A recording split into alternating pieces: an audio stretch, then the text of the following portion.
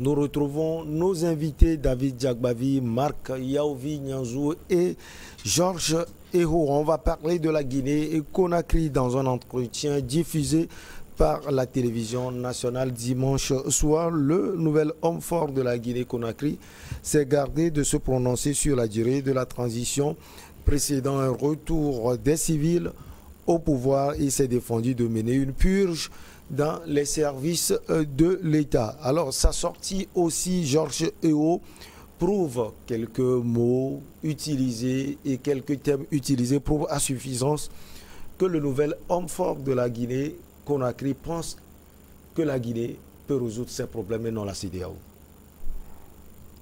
Bon, c'est sa pensée à lui.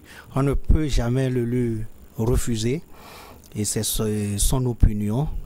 Mais ce que je sais, c'est que aucun pays ne peut réussir en autarcie, en étant seul.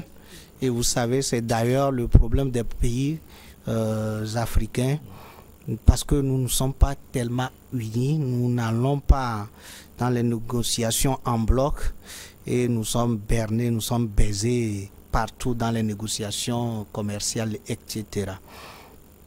Donc si aujourd'hui, ils pensent que la Guinée peut trouver la solution, c'est bon.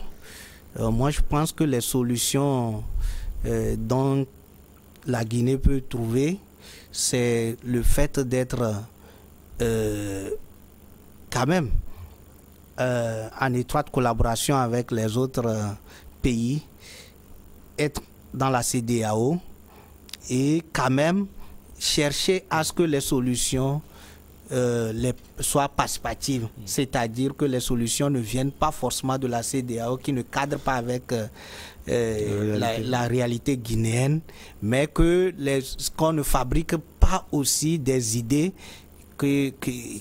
qu'on dise que ça vient des Guinéens, alors qu'en réalité, ça vient des officines politiques. Ça ne vient pas de la population. Oui, c'est aussi le cas. Et ce que je suis en train de voir, c'est que Mamadi Doumbouya aujourd'hui cherche la main libre pour pouvoir conduire la transition telle qu'il le pense. Et c'est normal, puisque c'est lui qui est derrière le coup d'État.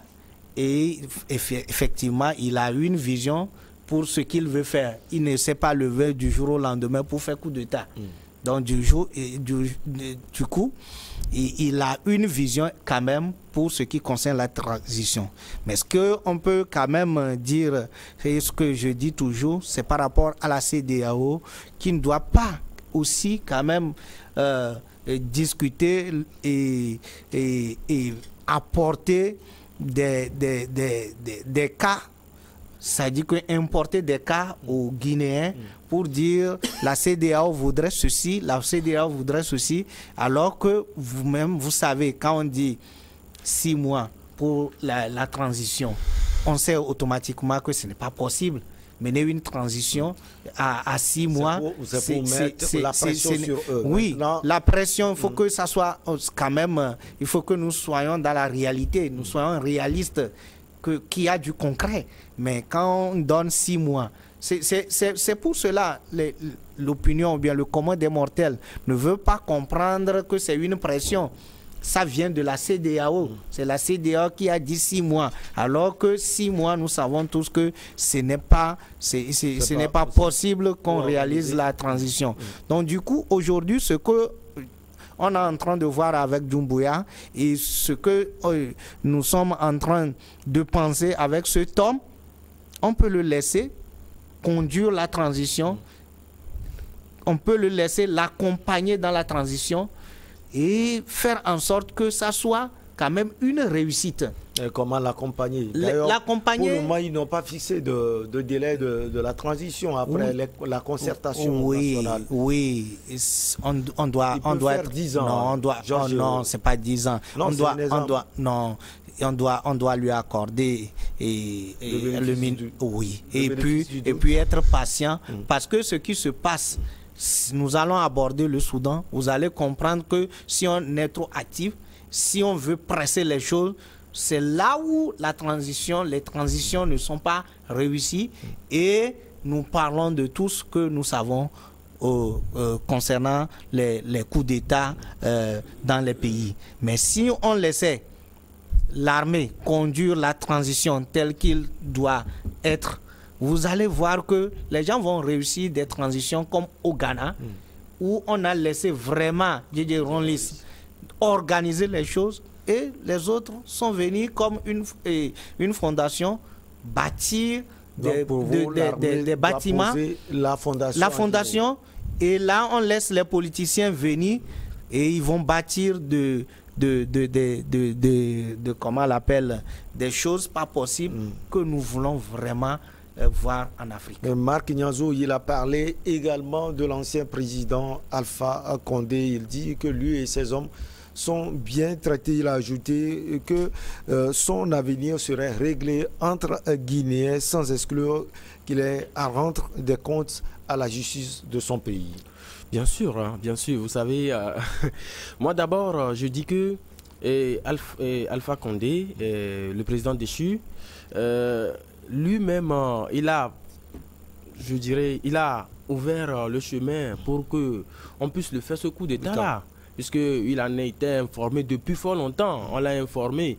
Et j'ai même eu à entendre que dans les coulisses, entre-temps, avant que Mamadi Doumbouya ne fasse ce coup d'État, on l'a informé que Mamadi Doumbouya se plaignait des vins et des boissons locales de leur pays. Ouais, donc le gars, il est informé depuis. C'est vrai qu'à un moment donné, il avait quelques couacs avec le président Alpha Condé. Bien sûr, bien sûr. Donc, on a dit qu'on le cherchait, on le cherchait même. Il était informé. Les présidents africains sont toujours informés de tout et de rien. Toujours. Et parlant de la transition et de la position de Mamadou Doumbouya, moi je mets toujours un bémol dans ce que le gars là il fait. Je n'ai pas totalement confiance en lui. Je le dis toujours sur toutes les chaînes sur lesquelles je suis passé. Je le dis toujours que je n'ai pas confiance en lui. Pourquoi vous n'avez pas confiance en lui? Oui, déjà, l'arrivée de ce monsieur au pouvoir, c'est vrai que beaucoup de personnes ne peuvent pas comprendre ce que moi je suis en train de dire. On pense que l'homme fort de la Guinée, il peut faire un miracle. Non, il n'y a pas de miracle. D'ailleurs, ils pensent que la Guinée peut vivre en autarcie. La Guinée d'aujourd'hui n'est pas comme la Guinée d'avant, comme Sékou Touré l'avait fait entre-temps. Comme Georges Hérault l'a dit, aucun pays ne peut vivre en autarcie. Non, aujourd'hui, dans le monde actuel, aucun pays ne peut pas vivre en autarcie. Certes, je ne suis pas d'accord que la CEDEAO sanctionne la Guinée. Bien sûr, puisque la CEDEAO, on connaît ça, tout le monde connaît. Le syndicat des présidents africains, tout le monde le connaît. Mais l'homme fort aujourd'hui, est-ce qu'il est seul ou bien il y a quelqu'un derrière lui? Il y a quelqu'un derrière lui. C'est la grande question que je me pose. Puisque en voyant ses propos, en écoutant ses propos, en voyant sa démarche, en voyant comment il arrive à faire les choses, je me pose mille et une questions. Je suis toujours Saint Thomas face à tout ce qu'il fait. Allez, David Jagbavi, il est resté pragmatique. Hein. Mamadi Doumbouya, il n'a pas changé depuis le premier jour, le jour du coup d'État. Il est resté droit. Et il dit que les Guinéens peuvent trouver des solutions aux problèmes guinéens. Les seules personnes à qui Mamadi Doumbouya doit rendre des comptes, c'est le peuple guinéen. C'est tout. Ni la CEDEAO, ni la communauté internationale, ni qui ont le droit de lui imposer comment il va diriger son pays. Et pour le moment, les Guinéens s'accordent avec le plan de gestion que Mamadi Doumbouya et l'ensemble de son gouvernement, sauf la durée de la transition peut-être, mise en place. Les Guinéens ne se plaignent pas du délai de la transition. Est-ce qu'il y a un Guinéen qui est sorti dans la rue pour manifester, dire qu'il veut que l'actuel... Il y a aussi la phobie. Hein, attendons que David, on ne peut pas sortir aussi. Guinéenne commence à manifester pour exiger la limitation de la transition dans le temps réel. Pour le moment, j'estime que les Guinéens s'accordent avec ce que l'équipe du colonel est en train de faire. Sinon, ça fait 3 mois que le coup d'État a été perpétré. Au Mali, il n'avait pas attendu longtemps avant de commencer à crier sur la junte au pouvoir. Alors si aujourd'hui la Guinée, les Guinéens sont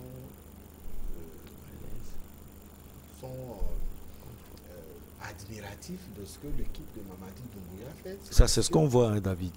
c'est parce que les résultats derrière sont aussi assez évidents et assez intéressants. Vous avez vu comment il a commencé par changer les choses. Il ne le fait pas pour s'éterniser au pouvoir. Sinon, il l'aurait fait. Et Dadis Camara n'a pas mis longtemps. David, peut-être que ça serait plus intéressant et extra, encore, c'est pas mirifique, si Mamadi Doumbouya, au soir de la concertation, dit à tous les Guinéens, à tous les Africains, je vais faire 2 ans, je vais faire 1 an et demi de transition et je passe la main à un civil. D'abord, il faut reconnaître que Doumbouya a reconnu la nécessité de passer la main à un civil à la suite de cette période de transition. Jusqu'à l'heure où nous parlons. Donc, il a dit, dans son entretien même. Voilà. Maintenant, la question qu'on se pose, c'est de savoir quand. Est-ce que la priorité aujourd'hui, c'est de savoir quand cette transition va finir? Avec le gros chantier que représente la Guinée. Il y a eu la gestion faite par le président Conté. Il y a eu celle qui a été faite par Dadis Camara. Il y a les 10 ans de Alpha Condé. Mais quand vous mettez tout ça bout à bout, mais lorsque le président dit que le pays est en phase de prendre son destin en main, ça veut dire que le chantier qu'il est en train de proposer aux Guinéens répond aux attentes des Guinéens aujourd'hui. Moi, je l'ai suivi le week-end. Lorsqu'il dit que personne ne fera plus de 3 ans à son poste, si les anciens régimes avaient compris cela, la Guinée ne serait pas la place. Ça, c'est ce qu'il dit. Alpha Condé avait dit plus que ça. Hein. Oui, mais lui, c'est un militaire. Et il a dit, aucun Guinéen, quel que soit le poste que vous occuperez, ne fera plus de 3 ans. Alpha Condé l'avait dit, mais après, lui-même, il a fait 10 ans, il a changé de constitution. Il voulait s'attarder sur son 3e mandat. Il a forcé la constitution. Et Doumbouya, lui, il est militaire, comme vous l'aviez dit. Il peut faire pire que Alpha Condé. Mais pour le moment, les actes que le monsieur pose sont passés au crible, comment on dit ça en français soutenu, sont passés au laboratoire. Et pour l'instant, il n'a pas encore posé un acte qui trahisse peut-être son intention de s'éterniser au pouvoir. Je vais vous prêter un mot, sont laserisés aussi. Sont laserisés. Passer au laser.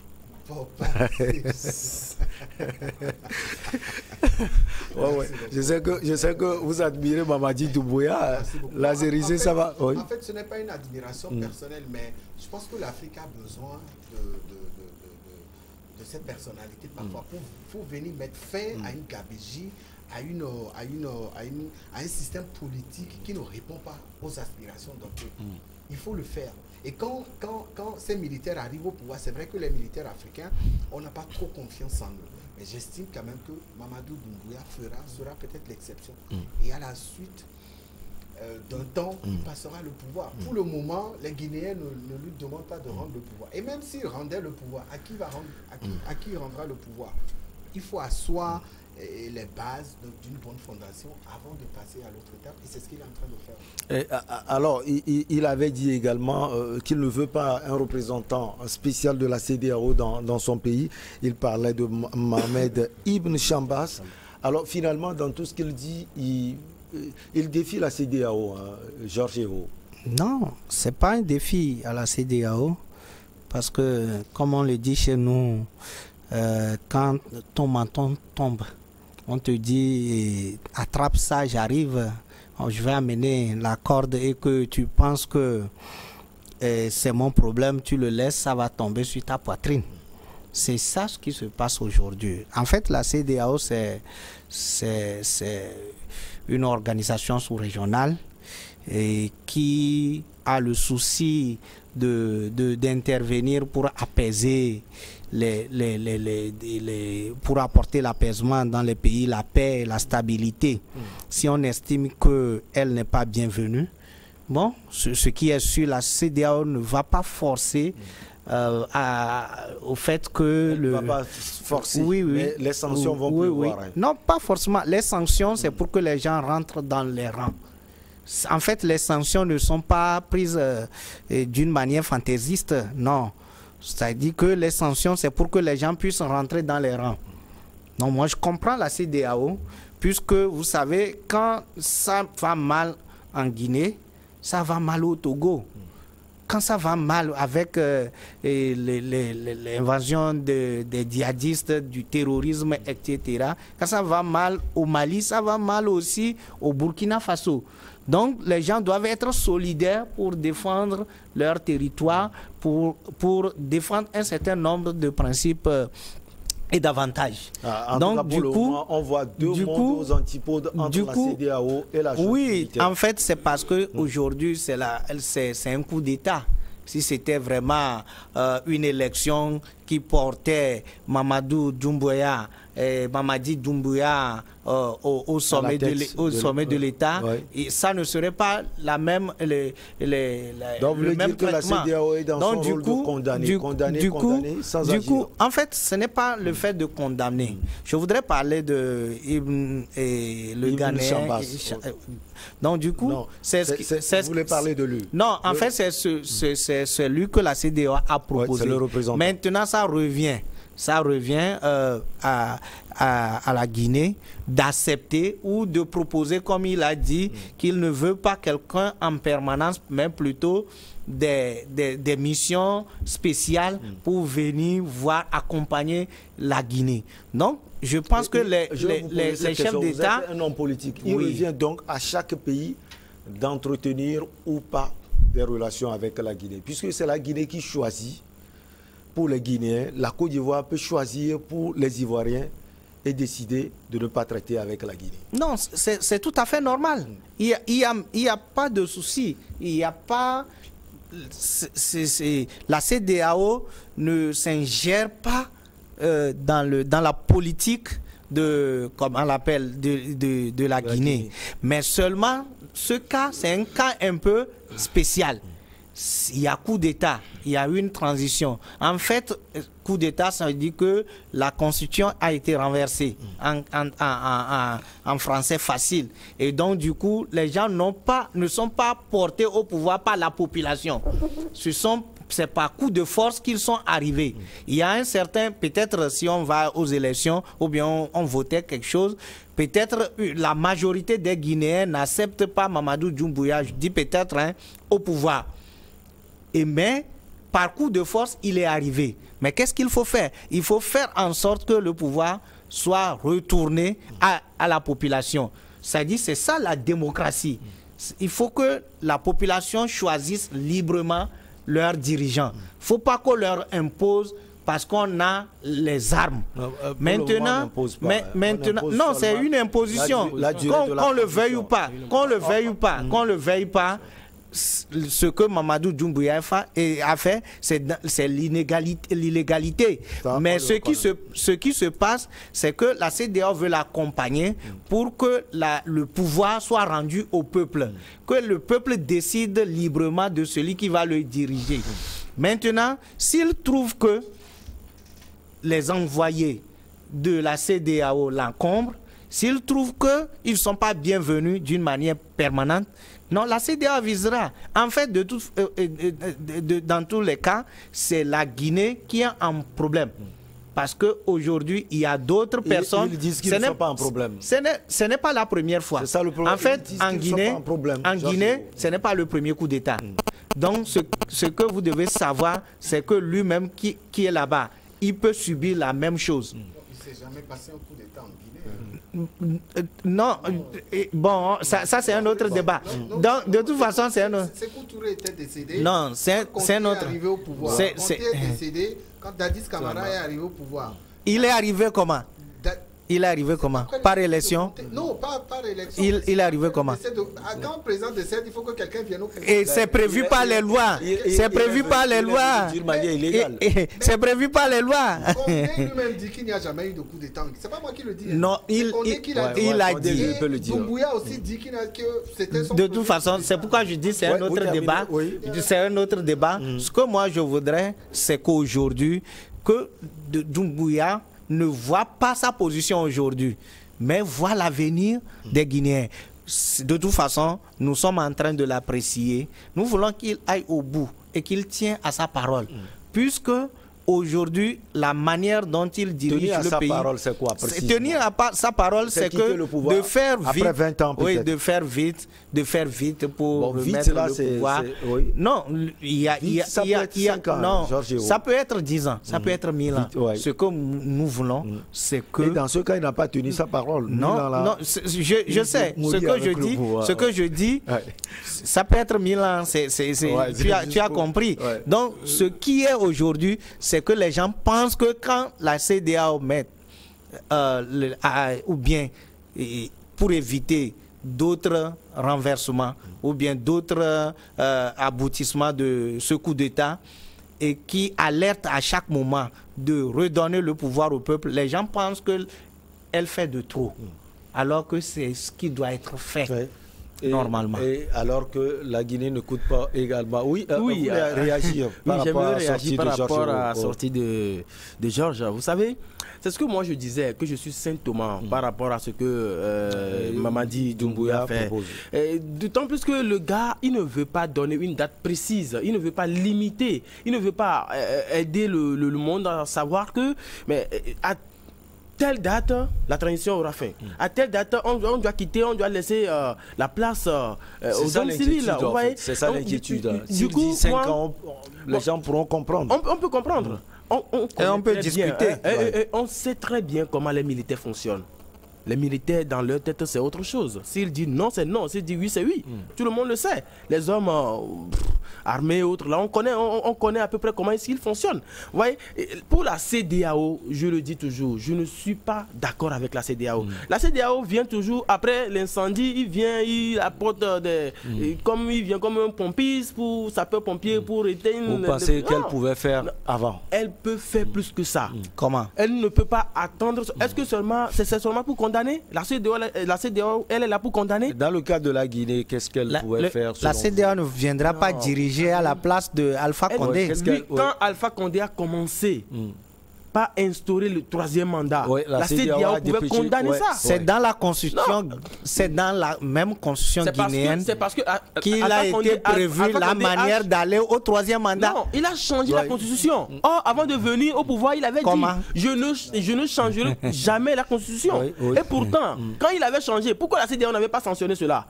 Pourquoi la CEDEAO n'avait pas condamné cela? Il a changé comment? Par référendum, non? Il faut tout simplement dire que la CEDEAO a dépêché des gens à Conakry. Mais il a quand même... Qu'est-ce qu'il a fait concrètement? Qu'est-ce qu'il a fait concrètement? Il a fait ça par référendum.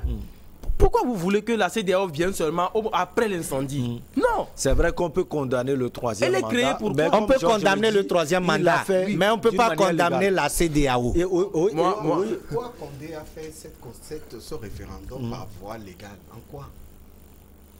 Il est passé par ce qu'on doit faire. Non, la constitution guinéenne a prévu... Non, on n'a pas... On parle de la CEDEAO. La démocratie, c'est le règne de la loi. La constitution a prévu.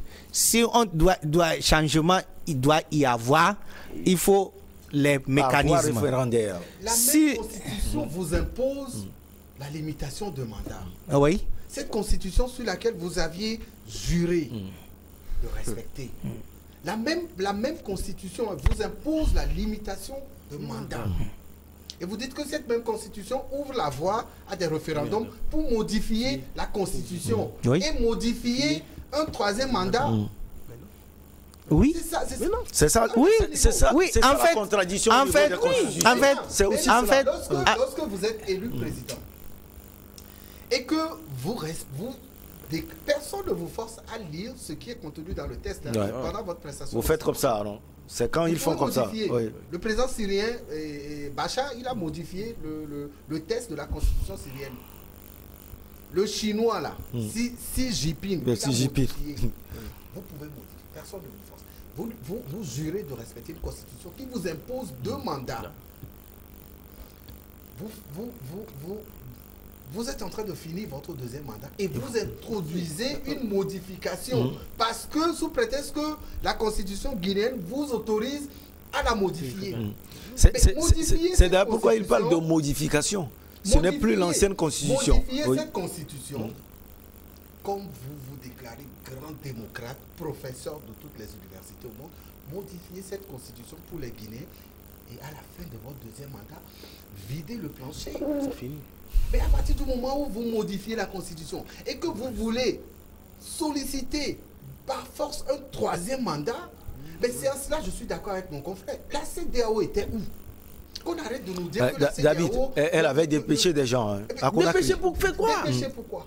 Est-ce que la CEDEAO va... Comment la CEDEAO va prendre la place d'Alpha Condé? David, vous voulez qu'elle fasse quoi dans cela? La CEDEAO revient maintenant, après le départ de Condé, pour imposer un calendrier à faire respecter à la junte.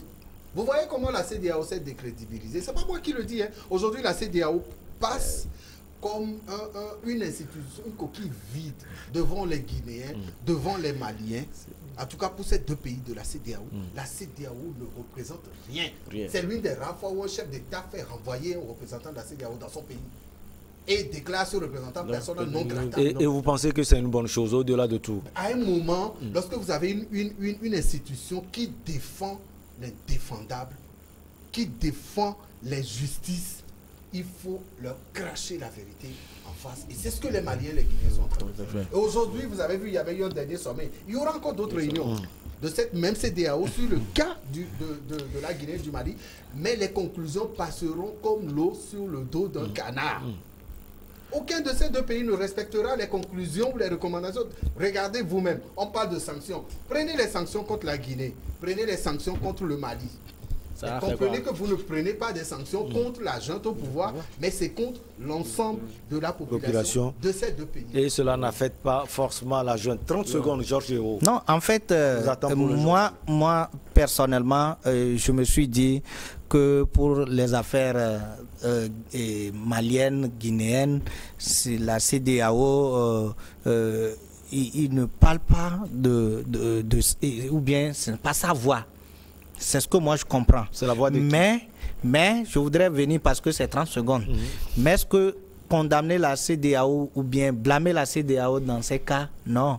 Puisque la CEDEAO, en fait, c'est une organisation, les gens sont d'accord que la souveraineté des États doit être respectée.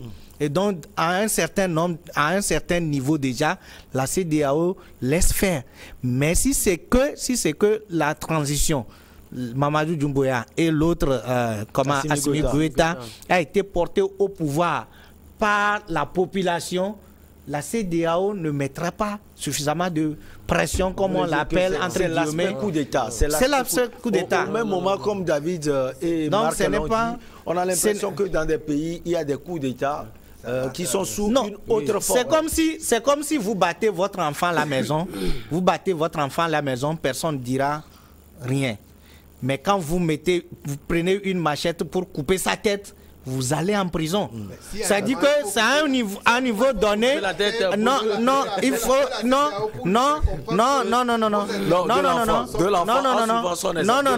c'est que l'enfant c'est la Guinée, c'est la Guinée. Si on estime qu'on a passé par référendum pour changer une constitution, etc., c'est le fait de battre l'enfant. Mais s'il faut aller jusqu'à tuer l'enfant, tout le quartier va se mobiliser. Donc c'est ça ce qui se passe. Aujourd'hui, c'est que la transition ou bien les coups d'État, c'est qu'on a tué des gens. On a fait coup d'État, on a renversé contre la volonté. Ce coup d'État a moins tué que la modification. Combien de Guinéens sont morts sous le coup d'État, le changement de constitution. Non, ce que je dis, ce n'est pas le nombre de personnes. En fait, c'est pas le nombre de personnes. Je ne parle pas de nombre de personnes. On va marquer la pause pour le journal. On revient. Je vous donnerai encore le temps de parler un peu de la Guinée. imposer la pause pour à le des gens. Et on revient pour la suite.